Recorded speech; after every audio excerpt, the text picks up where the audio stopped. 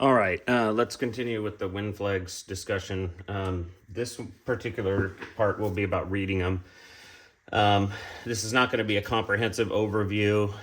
I'll give you a lot of great tips, though, a lot of good things to kind of best practices to follow. But if you really want sort of a comprehensive review of reading flags and reading the wind, you just have to kind of go out with a mentor who's really good at it. And go out to the range with them and kind of just do a full discussion, shoot in conditions to really understand. So I definitely recommend that. I do recommend reading some books. I know there's a couple books about there on reading the wind that are pretty good, that give you some good guidelines. So definitely recommend looking at some different books and reading those. So let's go over, first of all, just kind of setup of wind flags. So, I went over what a flag looks like. Basic setup, let's say you have your benches here and your targets out here. Let's just say for the sake of ease, this is a 200-yard target, okay? Where you want to set up your flags, like I said, I have 10 of mine. I have sort of 8 right and left, and then I have 2 up downs.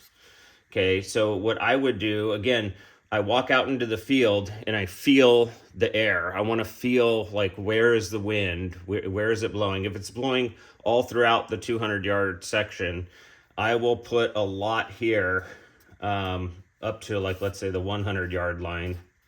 I will load several at 0 to 100. Why? Because this wind in this area closest to the bench is going to impact your bullet trajectory the most.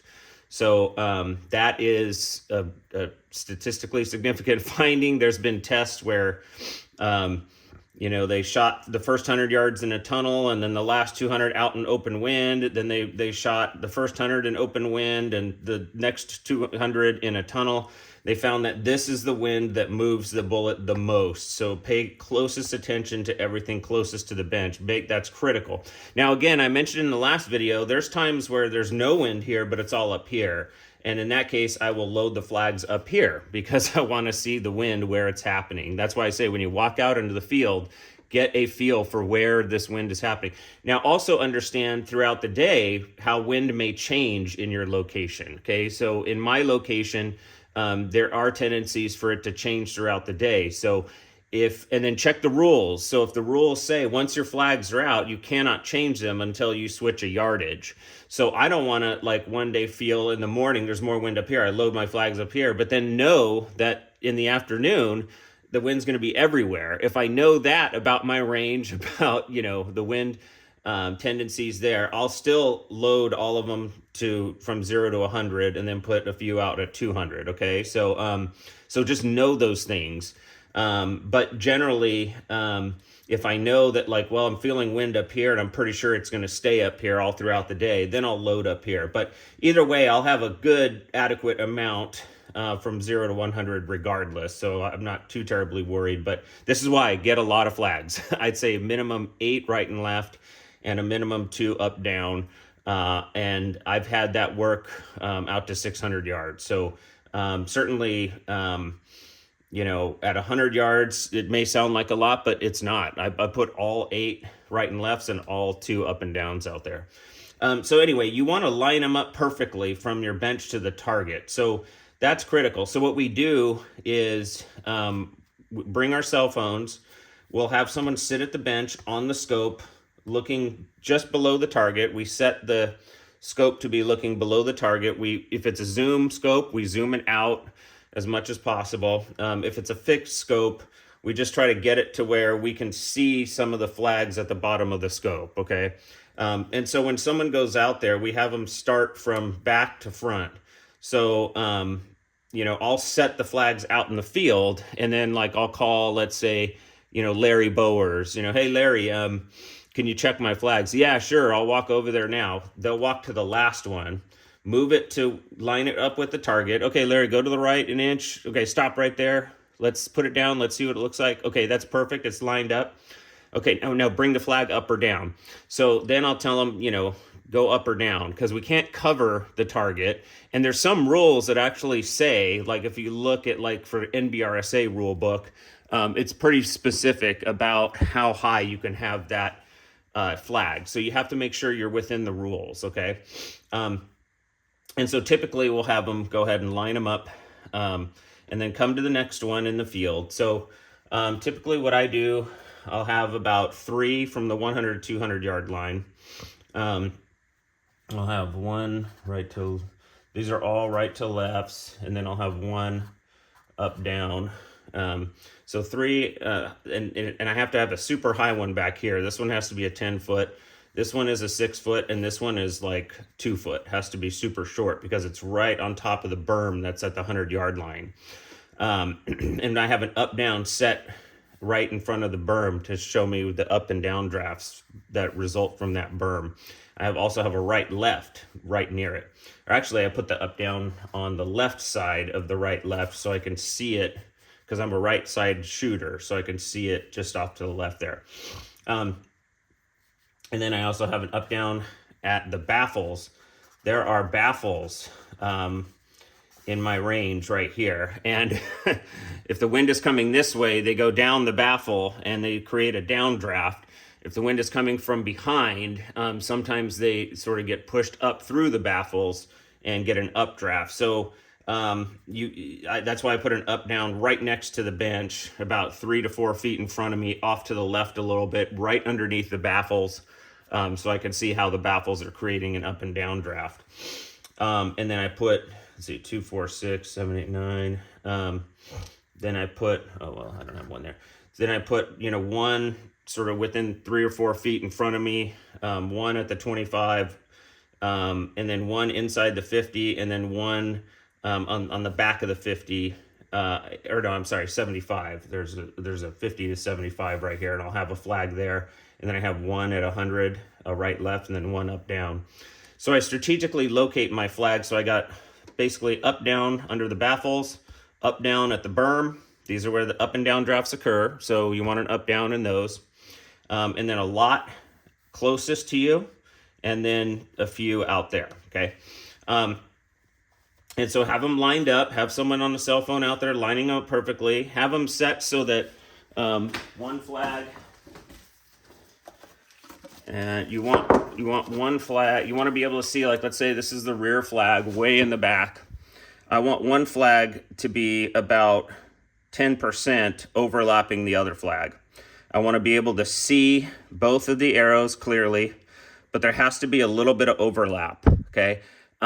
If there's not overlap and this flag is way low, then it's not detecting optimally where the wind is. So it's going to be not as useful if it's way down here. Now, if it's way down here, it's easier to differentiate the two. But if it's overlapping, it means it's high enough to detect the wind at that height. So I overlap mine just slightly, like about right there. Again, I have variable tassels, so I know my rear one, the real high one, has 2 long tassels. The one in front of it has 1 short tassel, so I'm able to differentiate between the two that way. I also have what's called a raised reticle in my scope, where the crosshairs is up high, so I can bring my scope down to see the flags below, so I can also see them that way. So anyway, have them lined up, have them positioned in terms of height appropriately. Put your up and downs anywhere you expect up or down drafts. That's pretty much basic setup right there. Okay.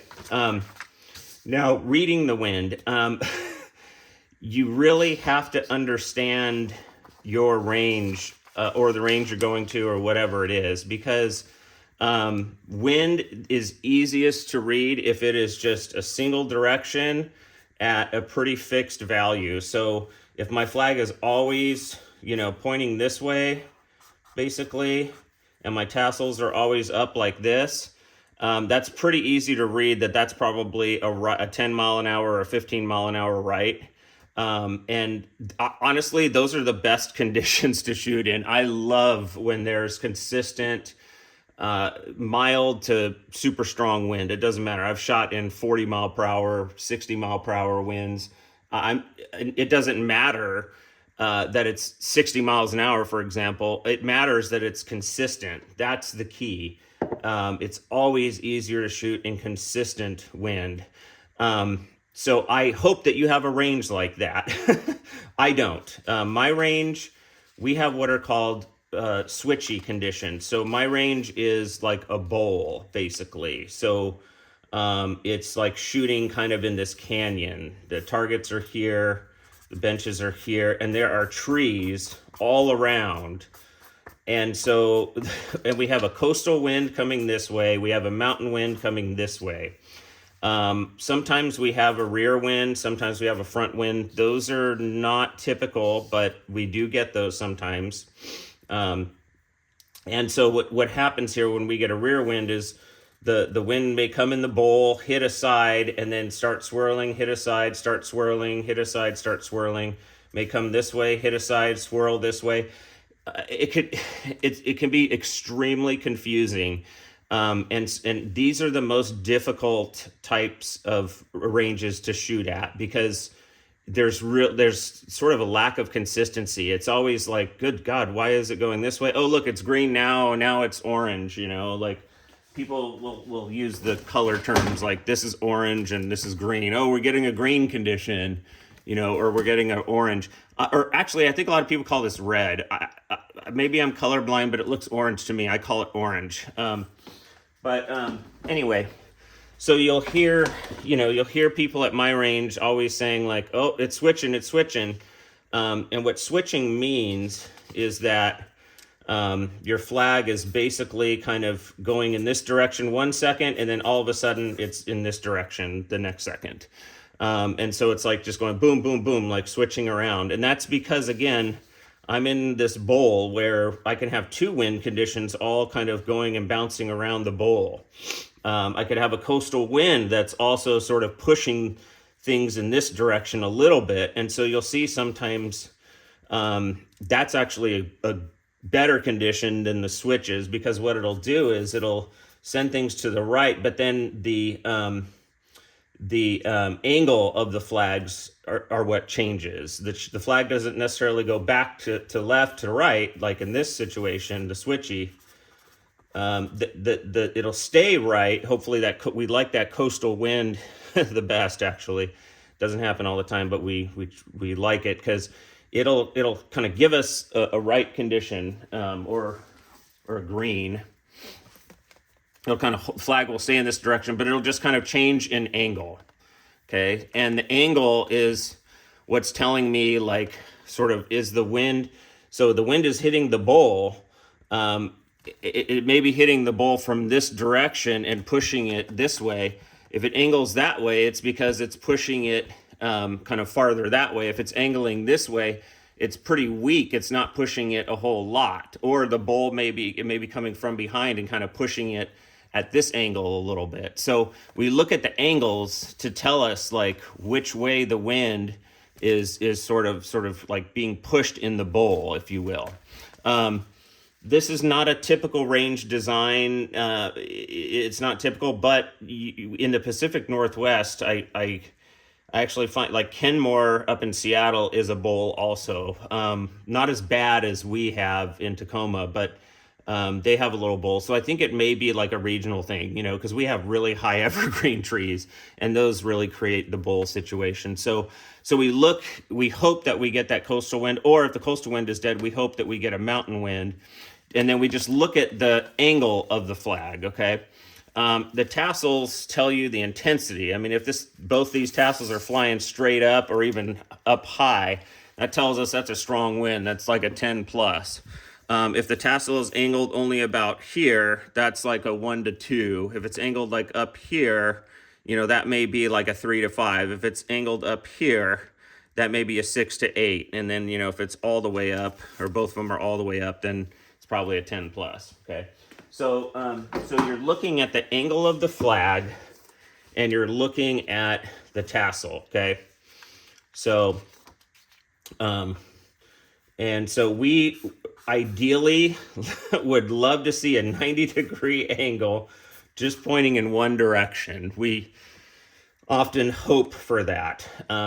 We 90% of the time don't get that. So we get either the switch, or we get like a sort of wind coming from one side, a coastal or a mountain wind blowing around and, kind of setting the bowl, the wind's blowing around in the bowl. It's kind of pushing that wind in one direction.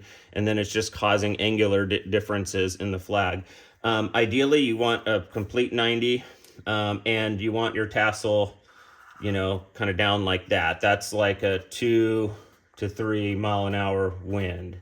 That is perfect conditions because, and it's weird, and don't quote me on this because I have zero scientific basis for this, but anecdotally, what me and a lot of shooters are finding, me and Jeff Locke have a lot of discussion about this. Jeff Locke is a very accomplished long-range shooter, has a bunch of Hall of Fame points for long-range, stuff like that. Oh, by the way, kind of side note, me and a friend are going to start a different Hall of Fame where you don't actually have to go to qualifying matches to get Hall of Fame points. We have shooters that shoot exceptionally well who can't afford to drive and take a week off of work to go and shoot a national level match for Hall of Fame points. And we want to honor those people. So we're going to start a different Hall of Fame. Sorry, that was just a side. But yeah, me and Locke talk about this, and we seem to, and we look at targets. Locke's an engineer, software engineer guy, so we're both, we both throw numbers around and joke a lot about that. But for whatever reason, this slight 2 to 3 mile an hour wind going in one direction, we think it aids in the bullet trajectory, like it keeps all the bullets moving consistently in a slight right, or if it's going left, a slight left position, to where it gives the bullet like more consistency, rather than no wind. We find in no wind conditions, like we actually shoot bigger groups, but in this kind of condition where it's going just 2 to 3, just slightly in one direction, it's like the bullets just kind of cluster together quite well, and the groups tend to be smaller. Again, completely anecdotal, but we are seeing sort of a pattern in the scores that way. So we love this condition the best. Now, let's look at tassel angles. So this angle is about a 2 to 3. So you got a very small angle here, 2 to 3 mile an hour. Sometimes you'll see the tassel kind of giving a wave. Sometimes the tassel will just be sort of flat. The wave is typical where I live, again, because the bowl is creating unstable air. And so the tassel does not just hang straight. It tends to sort of create this wavy situation because that's unstable air. We like to see the tassels straight if we could. But more often than not, we see them just kind of wiggle that way. So tassel angle is telling you basically how intense the wind is. And so if you go to a little bit of a greater angle, like let's say this angle here, you're looking now, it's a much wider angle. That's more of a 3 to 5. And then let's go about here. That's about a 6 to 8. And then if it's like standing straight up, it's usually a 10 plus. Now, again, you need to make that determination yourself. So I actually made this determination. I set my flags out in the field. I took my Kestrel wind meter and I watched the flags and put the Kestrel meter right next to the flags. And I observed this. So when the tassel just went up ever so slightly, the angle was kind of slight.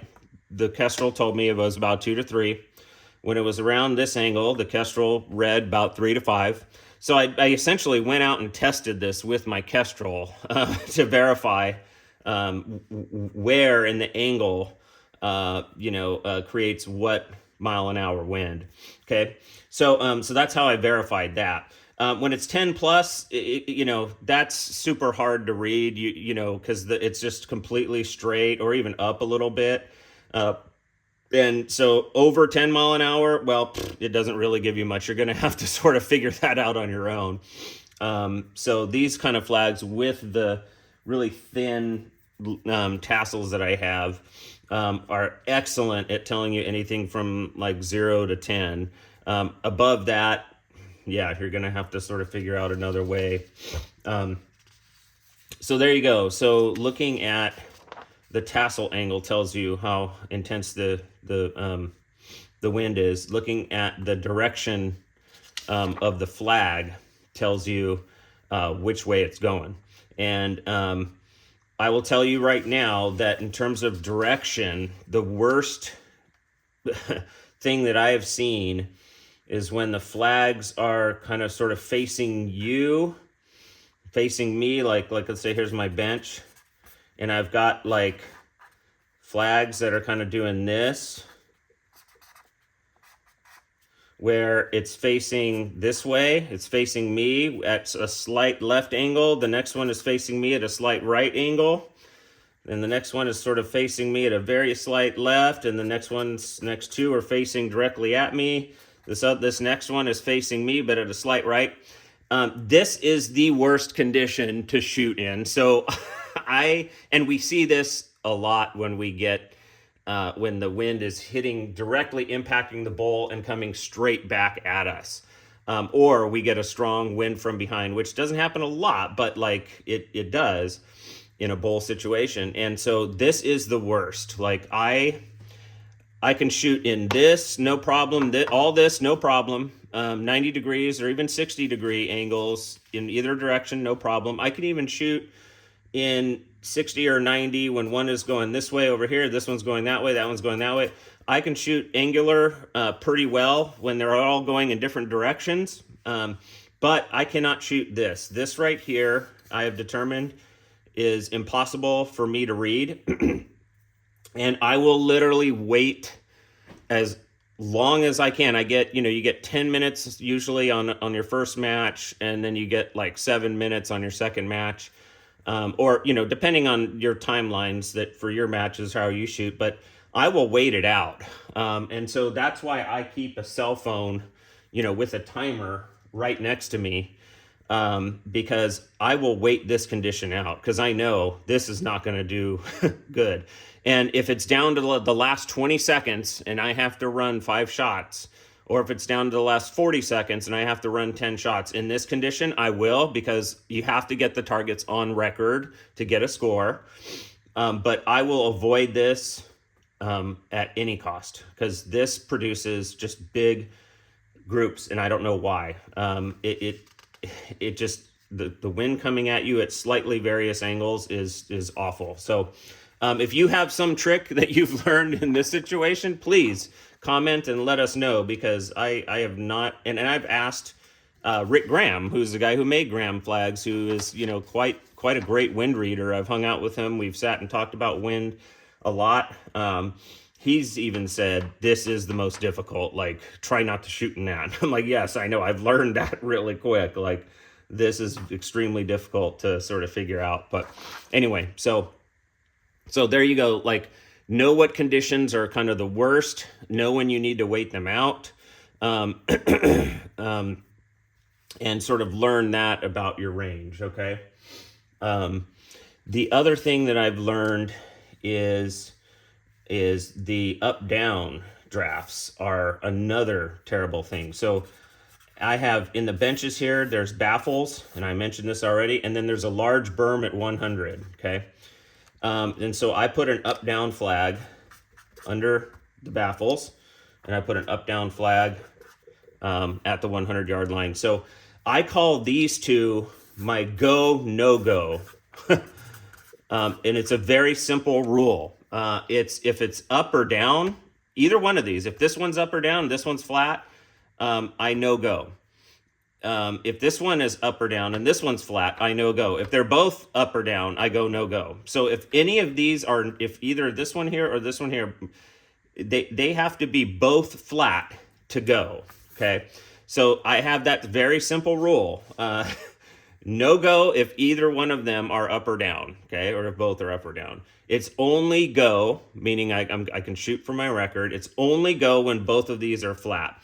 So I know it sounds like a lot, and you're probably thinking, oh my God, like you're trying to make all these mental decisions and computations while you're also looking at several other flags in the field that's super complicated, and it sounds like it is, but it's not, because I think I made a simple heuristic in my mind. Go, no go. It's something that I've learned in cognitive science, and something that's easy for me to remember, because I used to do human factor studies on when it's okay to press a button under a certain situation on a sort of rocket ship flight panel, for example. And so go no go was something I learned early on in my cognitive science training. And so it's a term that resonates with me. So I use that term. Will it resonate with you? I don't know. Use a term that is appropriate for you, but it resonates with me. And so it's easier for me to sort of take a quick glance at those, and they're flat. Okay, it's go time. I can shoot whenever I want to. And then I look at the other flags. If it's no go, I look at the other flags and just wait and see what they're doing. And then when it's go time, I watch those flags, see what they're doing, and see, okay, should I shoot now? But I have that simple go, no go rule. Okay. That's another sort of trick. You may have a flat range where you have no you have no sort of things creating up or down drafts, and that's great. That's ideal. But I have two big ones at my sort of home range. Also, there's the Kenmore Range in Seattle also has a large berm there too. So I put an up-down flag there too when I can.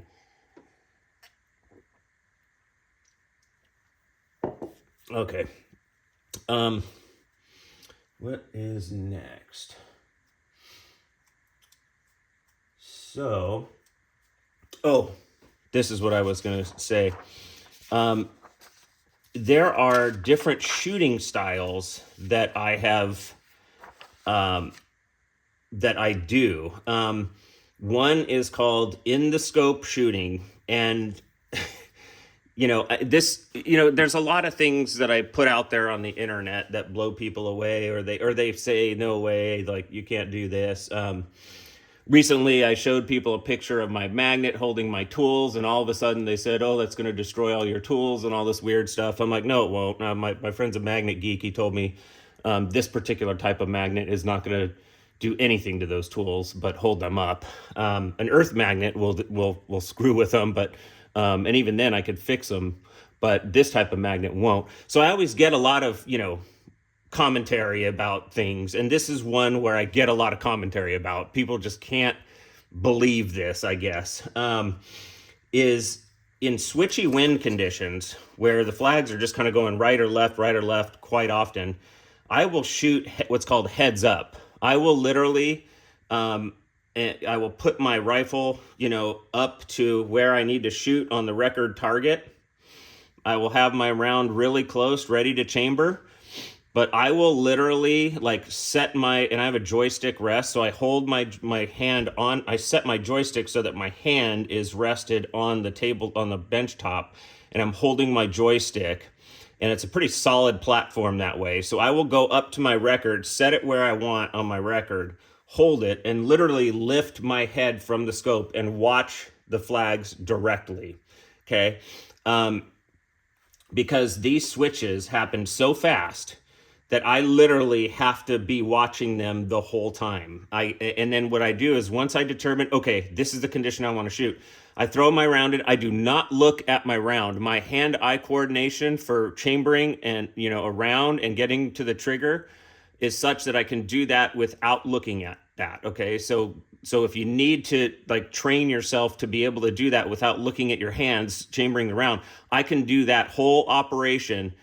And then go back to the joystick, and I will still be, look down in my scope just to verify, but I'll still be on the part of the target where I need to be. My front rest is very solid, my rear rest, and if you've seen videos that I put out, fill it completely with sand, the bottom of it. I'm not a bag squeezer. I don't squeeze it to angle up and down. It is solid, and my rifle is just resting solid on my platform. So it stays in place really well.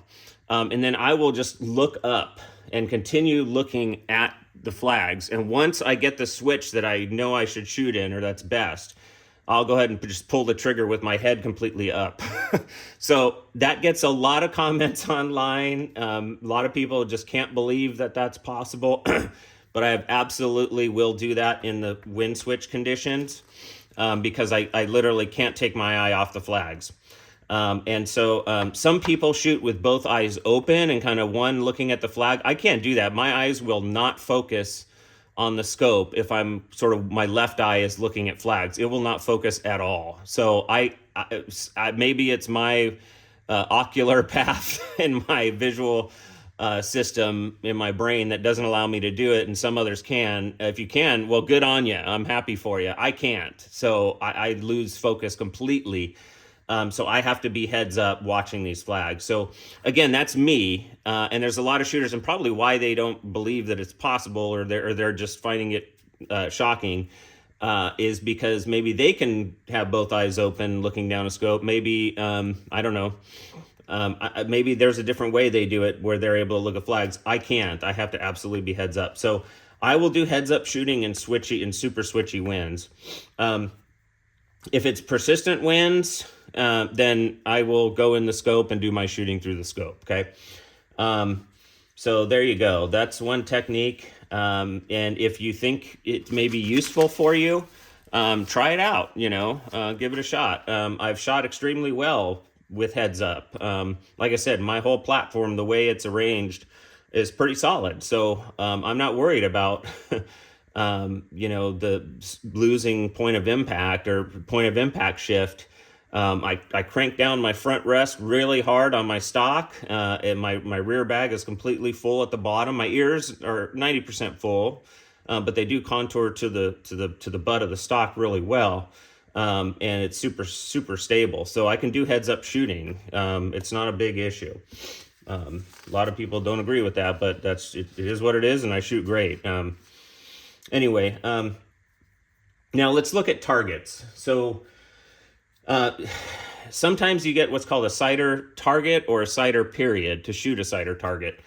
Either way, I mean, I don't care how you're able to do it. Either way, use the sighter if you're in wind conditions to sort of test how much the wind is moving that bullet, okay? And so what I do when I have sighters like this, where I have a big sighter, and the S is for sighter, R is for record. I have one big sighter, and then I have two small sighters, okay? And this happens on group shoots and score matches. This is like a group shoot where you have, this is your sighter, this is your record. Score matches, this is your sighter, and then these are your records, okay? In some matches, you don't have that, and I'll go over that in a second. So I'll go over like the 600,000 yard bench, how I handle that situation. But for these kind of targets, it's simple. I will shoot a Fowler shot, because I'd say 95% of my barrels require a Fowler. It's very rare that I've had a barrel that will just shoot great out of a clean cold bore, or shoot with the other bullets at a clean cold bore. It's more often than not that my first Fowler shot in a clean or cold bore, is going to go high left, low right, whatever. And so I absolutely shoot a Fowler in those situations. And I learned my barrels. Some of them require 2 Fowlers. I had one barrel that needed 3. I don't like that, because then it's like I waste 3 rounds. But most of my barrels are 1-shot Fowlers. And sometimes you get your target array, and then sometimes in some matches they put like a blank piece of paper off to the right of it, and I'll shoot my Fowler on that blank piece of paper just to get it, not have it on this target array, okay? Because it's misleading if I put a Fowler on any of these. What I do is, when I get right conditions, so when there's a consistent right condition, I shoot the right target. So I will, it's like, let's say, boom, 8 of my directional flags are kind of all moving right with the intensity on the tassel is like, let's say 2 to 3 mile an hour. I will fire, I aim here, I aim at this area here, 6 o'clock on that center ball. The reason why I do that is because my dot fits perfectly in that ring. And so I know if my dot is perfectly in there, it's perfectly aligned. If I see part of my dot high or low, then I know it's not aligned. And so I use that thick center dot to sort of center up my dot on the in this target array. So that's why I aim here, 6 o'clock. And so let's say I shoot and a bullet goes here, okay? I will verify that. I'll look at the flags. Okay, they're still all going right. I'll fire another one, and let's say, boom, it goes in the same hole or just creates a slightly larger one. Now I know in right conditions, this is where my point of impact is, okay? Let's say then all of a sudden, boom, conditions die. And we expect it to pick back up, so I won't be able to put 5 on record right away. Let's say that the conditions do die and we know it's going to die for the next couple minutes, then I'll put 5 on record. I'll go right up to record and put 5 on here. But if we know, okay, a condition's going to hit in like 10 seconds, there's, let's just wait this out. This is a lull, but like it's gonna, like, we're going to get a condition here any second. But in that lull condition, then I go up and aim here on this target dot, and then I fire. And then boom, all of a sudden, I get one that lands there. So this right away tells me that I am perfectly centered when there's no wind. I am centered perfectly, and that's what I do. I line up my reticle and I set it so I can be perfectly centered. I want that dot to, when there's no wind, to go straight, and it goes right underneath the bottom of that circle. Now I know there's a difference here. When in this right condition, it's moving it 1/8 of an inch to the right, okay? And then I'll also look at height. How far is it from here? How far is it from there? Sometimes the height changes, but not much.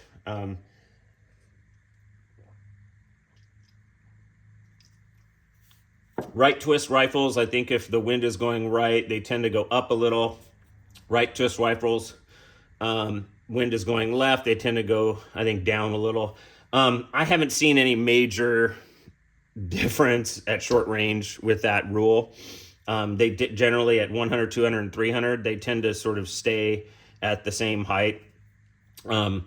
Maybe, at distance it's a little different, but at 1 to 300, I don't see it. So anyway, now I know, okay, it's about 1/8 right. And then let's say, bam, the flags move to the left, and all of a sudden we got a pretty consistent, let's say 3 to 5 mile an hour left. I'll then go to the left target and shoot that. Again, aim the same aim point, always use the same aim point, and then bam, all of a sudden, bullet goes out here to this ring, okay? Now I know, okay, I can see, when the intensity shifts from, let's say, 2 to 3 to 5 to, or 4 to 6, it's going another 1/8 of an inch further, okay? So and then I'll fire another one to confirm. I'll look up at the flags. Okay, it's still left about the same. I'll fire another one, and bam, it goes, kind of in the same hole, or maybe slightly to the left of that, or slightly to the right of it, depending. Intensity may have shifted slightly. But I know for sure that in this 4 to 6, like, I'm looking at, almost a 1/4 inch of movement, but in the 2 to 3, I'm looking at 1/8 of an inch movement.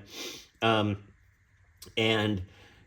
sort of verify there. But I always put my right hand wind on the right hand target, my left hand wind on the left target, and then my lulls on the center target. And that's how I do it, okay?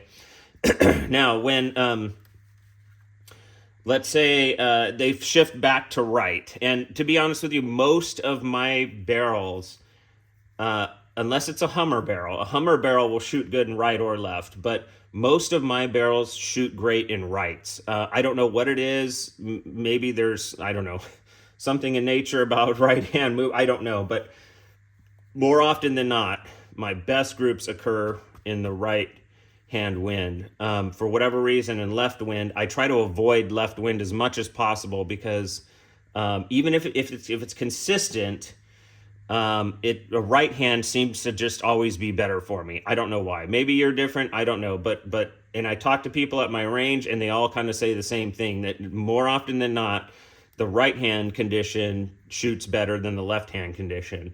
Unless, of course, it's a Hummer barrel, which shoots great in any condition. So I try to wait it out for the right. That doesn't happen all the time. Sometimes it just stays left, and you just have to shoot that, and that's fine. Okay, I will go ahead and shoot my group. But I will know that it probably will be slightly larger than if I would have shot it in the right condition. So I do prefer right. I don't wait forever for a right. If I see, I have 5 minutes left and I see it's going left and it's persistent and all day it's been left and I know for the next 5 minutes it's going to be left, I'll just go ahead and shoot in left, okay, under that circumstance. But if it's been like, it moves left for a minute and then it moves right for, the next minute, I'll wait out a minute for the right and then I'll shoot in that right, okay? And again, this is again the thing that you need to know, like know how long the conditions are out there, okay? And then so I keep my cell phone with my timer right there and I look at it and I go, okay, I know that the right, or I know that this left is probably going to die in the next 30 seconds. I look at my clock and I go, okay, I've got 3.5 minutes, so I can wait for it. And so I'll wait for it. And then bam, all of a sudden the flags switch right, okay? And then I wait and I go, okay, it'll be like this for about a minute. Let me wait until it's a stable right and all the flags are kind of in the same direction with the same intensity and try to get a consistent right. And I'll wait, I'll look at the clock. Okay, I've only got about 30 seconds and then this condition I know is going to change. It looks pretty stable. Bam, I'll run my 5 in that circumstance and typically, boop, get a small little dot just slightly to the right. So anyway, so know how long the conditions occur. Sometimes you're at a range where it's just blasting a full value right at 20 mile an hour and it stays that way all day. Then it's like, okay, it's just going to stay this way all day. I just got to shoot in this condition all day. But at my range, or the Tacoma and Seattle ranges that I go to, conditions may come in for only a minute and then switch for another minute and then switch. So we get a lot of different conditions within the time frame that we have. And so I know, like, I time it literally in my head, like, okay, this one took about a minute. I'll look at the clock and kind of estimate based on that, like how long it's there. So that's another thing I do.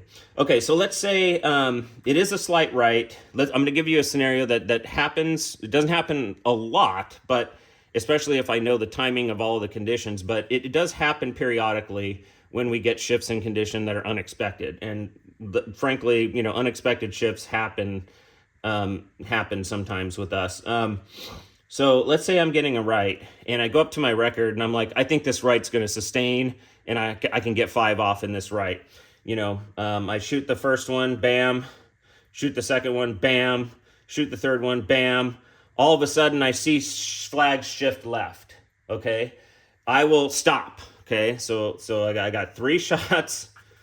And I have in my load port, the record, bullets. So I'll look at my load port and go, oh shit, I got 2 more shots that I got to put on record, but everything now is shifted left. Okay. And let's say there's a minute left and I know that left is probably going to sustain for a minute and a half. So what do you do? Well, you're probably going to have to shoot in the left. So how do you now estimate that? It basically what you do is, so you look at it and let's say it's a 4 to 6 mile an hour left, the same left that you had on this target. Okay. So it's out on the ring. Then what I do is I go, okay, I'm going to have to hold, an entire ring right for it to go into that hole there. So what I'll do then is instead of aiming here at 6 o'clock, if I aim there and shot that, it's going to go over here. Okay, so I can't do that. So what I have to do is I have to go over here and aim in this ring at the same height, and then take my shot, and then bam, it goes in. It might open up a little bit, but it goes in. And then I look at the flags; they're still going left, same intensity, same direction. Boom! I shoot my 5th shot, and boom, it goes into the group. Okay, and so my aim point went from here to now here. All right. This happens. I had it happen last year multiple times.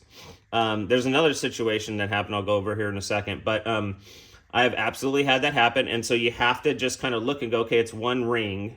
Let me aim up at this one ring. And so you have to sort of, I think they call it Kentucky windage kind of thing. You just kind of estimate where on the target you now need to put your new aim point to get it into the group, okay? I've also had scenarios where, and I'll go over this here, where, it's gone consistently in that little hole, 2 to 3 right. And it's a 2 to 3 right, let's say for 2 minutes. And I'm like, yes, I'm going to shoot this one. This is my condition. I go up here, I fire it, and the bullet lands here. And it's like, whoa, what the hell? The bullet was supposed to land over here, but it landed right under there, as if it had no wind effect at all. Does that happen? Yes, that happened to me a few times last season. Well, it happens in every season, and you're like, crap, that that should not have gone there. But it's on record now, so I have to now shoot my next 4 in that hole. So what I do in that situation is I go down to my sighter, load around, fire it, bam, and it goes back into the original hole where it should have went up here, but it didn't. It stayed straight. And then, so basically what I'll do then is I'll go, okay, that's about 1/8 of an inch. I will go out and move my aim point 1/8 of an inch over here, because I'm expecting those 4 not to do what that one did. That one went straight. It just was an anomaly. And I went down to the sighter, fired it again, verified it went into the hole on the right. It's about 1/8 of an inch. So I will move my aim point 1/8 of an inch. Sometimes you're in blank space. Sometimes you're lucky and you're right on a ring and you're like, cool, I'm glad I'm on a ring. Sometimes you're holding in space and there's no benchmark for you. And then I'll fire my next one and bam, it goes in the hole. Okay, now I'm going, okay, I'm running the next 3. Bam, bam, bam. All of a sudden, yeah, it's a small hole. It's a little bit bigger. It's not a 0, but it's, a solid 1, maybe a low 2.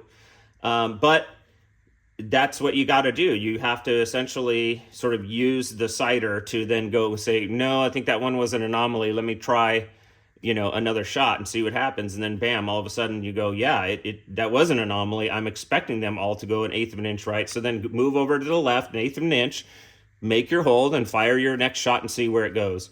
Bam, it should go in the hole. Assuming your rifle's in good tune and everything else is, going great. But that's how you handle those shifts with in sort of where the bullet impact, the point of impact. With a score, same principles with your sighter. In right hand winds, I use the right hand. In left hand winds, I use the left. And in no wind, I use this one. Okay, same principles with the sighter. And then what I do is, let's say with my records, I shoot, the sighter in the right-hand wind, and a couple go over here, shoot my sighter in no wind, they're landing, pretty centered. I go, okay, this is about about halfway to that circle is where it's going in the right-hand wind. I'll go up to my record. If it's still the right-hand wind, I then hold over, so I will hold, I'll put the crosshairs right here, again, halfway in between, right next to the dot, fire, and then bam, it hits the dot, okay? So that's essentially how I hold for these kind of targets too, is look at the wind, and then, I go, okay, I better do about a half ring hold, so I go out into half in, no man's land there in white space or red or whatever the target color, brown or whatever the target color is. Hold it there and then fire, and then let the wind bring it to the right a little bit and hit that dot, okay? Let's say I'm looking at the flags, they're doing the same thing. I go up to my next record and I do the same thing. And let's say the bullet lands right out here, okay? Then I'm like, oh shit, that went way more right than I expected. I will immediately look up at the flags. And more often than not, what I find is like 1 or 2 of the flags out in the field showed higher intensity than this, record.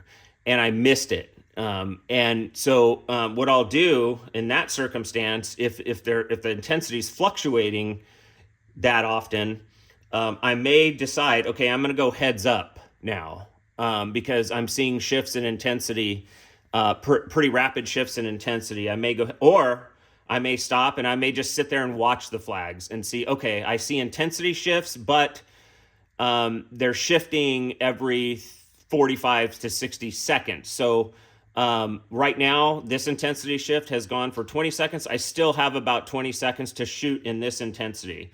So what I will do is go, okay, I think I'm going to sort of shoot in this level of intensity right now. I know my hold is now, pretty far. I've got an entire, almost, basically half of this circle I have to hold. And then I also have to hold a little bit more because I held a little bit more before. So now all of a sudden my aim point, I'm sorry, for my next record, which I think is up here actually, is kind of out here because I'm shooting now in this intensity, bam, fire, and the bullet hits the dot, okay? Intensity now dwindles. I look out and I go, oh, intensity now is down. Again, I'm timing all these things in my head, okay? Intensity's down. What I will do at that point, any kind of shifts in intensity, it worries me a little bit because sometimes I don't have it completely memorized, like exactly what intensity went where. So I will go back down to my sighter. Let's say it's still going right, but the intensity has shifted. I will, just to be safe, go down to my sighter and fire a couple, okay? All of a sudden, they kind of land over here, a little bit to the left of my initial one. So now I'll go, okay, now it's a little less intense than when I used the previous sighter. And so then I'll go to, I'll look at the flags. Okay, they're the same intensity. Then I'll go to my next record and hold a lot less. I mean, I may hold now right next to the dot, fire it, and then bam, it hits the dot because now it's very low intensity and I'm only holding ever so slightly, okay? Let's say all of a sudden now I'm on my last one, everything shifts left. It happens. Then I go down to my left sighter and I look at the intensity and go, okay, it's shifted left. It's pretty consistent intensity at this point. I'm going to go to the left sighter now and see what it's doing because it seems like this intensity is sustaining for a while. Bam, fire it, and it goes like right here, okay? Then what I'll do is I'll go to my last, and if I have to shoot in that left, I will go, and then I'll hold up here, hold to the right, and then bam, fire it, and then it goes a little bit to the left. It goes the amount that I was expecting, okay? So that's essentially how you utilize the sighter in both of these types of matches to make your adjustments, and you are going to have to hold. And, honestly, it seems kind of terrifying sometimes to hold because you're just like, oh my God, like this group can get massive. Because think about this situation where I'm literally, a half an inch to an inch difference. I mean, if I held way out here and all of a sudden it shot way right, I now have a 2-inch group, I mean, yes, I get it. It's sometimes you're just like, oh my God, this is a complete gamble. Yes, those thoughts do happen. Sometimes I move to hold for something and I'm just like, I hope this goes the way it's supposed to because this can go really bad if it doesn't, right? But if you look carefully at the flags, you judge the intensities, and you get good data on your sighters, and your rifle is in really good tune. That's the other thing. If your rifle is shooting half MOA, that bullet's going to go anywhere, frankly. But if you've got it tuned really well to where it is shooting just dots, consistently low 2s or mid 1s, high 1s, it's just in tune. These holds, like I'd say 85% of the time, they work perfectly. The other 15% of the time, they just don't work as well. You might get a little bit wider group, because your estimate was just slightly off by a little bit. But you know what? You got it in the group, or you got it in the 10 ring. And so that's good enough, right? So yes, you're kind of, sometimes it feels like you're taking a massive leap of faith and things can go awfully wrong, but you just do it. If it's a well-tuned rifle and you've read the direction and the intensity correctly, and you're going to be shooting in that, then have confidence that your holds will work. Now, let's go over long-range bench. So, oftentimes people will look at my long-range scores and go, well, shit, that was a great group, super small group. But God, your score, a 49.2x, we in F class, we shoot 200, we'd shoot cleans all day. And it's like, well, yes, because in F class, you get feedback after a shot. In bench rest, like you don't. Like once you go to the record at 600 or 1,000, that's it. There's no more cider at all. You have to shoot those bullets on that record. So, and you get no feedback. I mean, even, well, okay, there is one scope. Most scopes right now, even the 10 to 60s, where you zoom it all the way in, you maybe zoom to 55 or 60, and you got good focus and everything, you still are not likely going to see, if it's a 6 millimeter bullet and the target is blue, which is like the standard IBS color target, it's going to be hard to find that bullet, okay? I did look through a March Majesta at 600 yards, and I think you can probably see the bullet with that one. With that one cranked up to like 70 to 75 to 80 at 600 yards, even with a blue, even with a 6 millimeter bullet hole, I believe you probably will be able to see the holes with that one. So, so that may be an unfair advantage or a good equipment advantage if you're shooting long distance and you want feedback on every shot. That scope may actually do it. Anyway, don't quote me on that. I mean, someone said it at 80. I went and I looked through it for a while, sitting on a 600-yard target with no holes on it, just a bare naked target. And it was like, wow, I can very easily see, I could see the numbers on the fucking target, So it was phenomenal. Anyway, so what I do is you get a sighter period where it's like they put some kind of target off to the side. So sometimes it's a piece of steel, sometimes it's a splash target. Let's give it like a center, maybe like some splash targets have like 5 sort of targets. So, and a splash target's easier to see. So during the sight in, you can pretty much see with your scope if you've got a high powered scope, or you can have a spotting scope. You can see on a splash target where your holes are. It's not super easy, but like it's possible. So they'll put a splash target. They're like, okay, we'll give you 7 or 10 minutes to sight in. Okay. So what I do is, if the conditions are very still, I shoot at that middle target. Okay, and then bam, one lands out here. Okay, I'm gonna click in, and dial in a little bit up, a little bit left. Okay, and then bam, fire another one, lands here. Okay, I'm gonna go one more click left, fire.